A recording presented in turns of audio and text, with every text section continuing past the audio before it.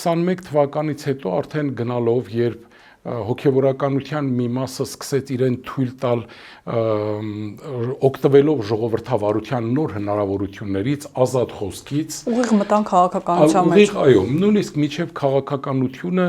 նախ բավական կոշտ կոպիտ վիրավորական կերպով խոսեցին շատ պետական, հասարակական, քաղաքական գործիչների նկատմամբ, նույնիսկ որոշ հոգևորականների, ինչպես որ այսօր դեռ շարունակվում է։ Իսկ արդեն ավելի ուշ մենք տեսնում ենք, որ երբ որ տարբեր քաղաքական ուժերի կողմից միտինգներ էին կազմակերպվում,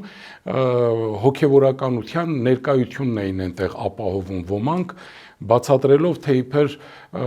գնում են, որպեսզի ընդհարում չլինի, իմանալով, որ այնտեղ ընդհարման խնդիր չկա։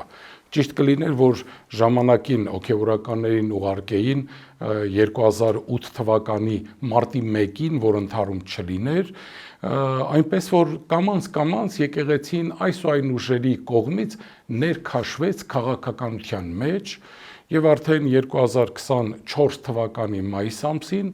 այլևս ինչպես որ քաղաքական պետական նախկին գործիչներից մեկն էր ցանկանում հոգևորականի հրավիրեցին հանձին Բագրատ arczepiskopos-ի, որ նա շարժում սկսի, որին դեմ էին մեր եպիսկոպոսների մեծ մասը,